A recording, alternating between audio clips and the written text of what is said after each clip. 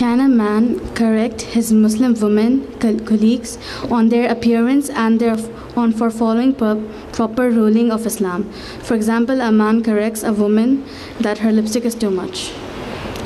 MashaAllah. My sister, what was he doing looking at that lipstick, MashaAllah? The reality is, if politely he reminds a Muslim sister, I don't think to say your lipstick is too much is actually respectful. To be honest with you, if I saw a sister, you know, full makeup and whatever, the first thing I would do, inshallah, inshallah, I hope Allah strengthens me to just look down, you know. And I'm being as realistic as possible, my brothers. You know, I'm trying to word it respectfully. Don't think that I'm a person who's not a human being. I'm just like you. So inshallah, I try my best to look down, and I wouldn't embarrass that sister in that condition. Not at all. It's the wrong time and place. Astaghfirullah, la hawla wa la quwwata, a'udhu billah. You know, wallahi, what are you doing? You know, the woman will start hating religious people. What are these guys all about? No way.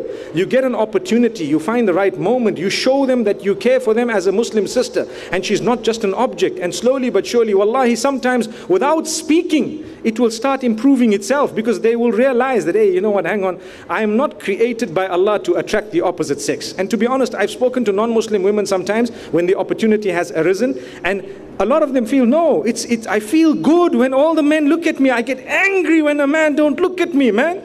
You know, it happened to me once. We were in an airport in one of the European countries, and I walked past, and there was this woman who was literally dressed to kill, you know. And subhanallah, by the help of Allah, and I'm relating it to Allah subhanahu wa ta'ala, because we are a human being, I didn't even look. It didn't even tickle me. And she actually came up to me a little while later and say, why didn't you look? And I'm like, astaghfirullah, now you want me to look, basically, you know. And I said, no, sister, I respect you so much that I'd appreciate, you know, and so on. And this has happened to me not a long time ago. And it's happened to other scholars in the past. And I've mentioned this in some of my lectures as well. So I think to correct a sister, there is a way, you know, a respectful way, a dignified way. But it is a duty to do something about it. You know, when you see something bad, you have to correct it. So when you correct it on different levels, but you are never harsh.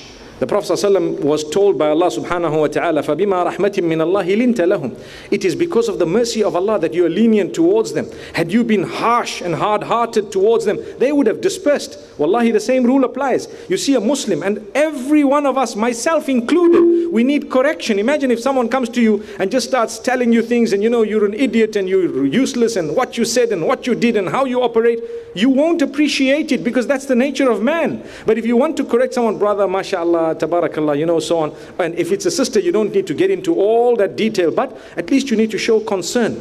Sometimes when Muslims have Muslim colleagues who are of the opposite sex, they prefer to talk to non-Muslims than their own Muslims, you know, and this is something that beats me. I don't understand what's the logic behind it. I'm not saying you shouldn't be communicating with any of your colleagues, Muslim or non-Muslim, but I'm saying the poor sister is firstly a Muslim. Perhaps she looks up to you. I know of Muslim sisters who've been motivated at workplace just because their male colleagues never miss a salah. And the sister says, I had a male colleague who never ever missed his salah, and I was so embarrassed because I just used to sit through the lunch and do nothing. And then I said to myself, if he does it, let me do it. And there was no communication. It was just looking. So this is why we say, subhanallah, there is a way of doing things. So it is a duty of anyone, either one, to correct the other, but with respect and with wisdom. You know, we heard the verse beautifully recited earlier on, Ud'u ila sabili rabbika bil hikmah. When you are calling towards the path of Allah, call with wisdom. Don't call with, you know, the first thing that comes to your head. Sit, think about it, make dua to Allah about it, ask Allah's guidance about it, then do something. You might want to send a beautiful email. And you know, when you send an email, there's a way of doing things. Because if you just send an email to the same sister who's working with you and say, sister,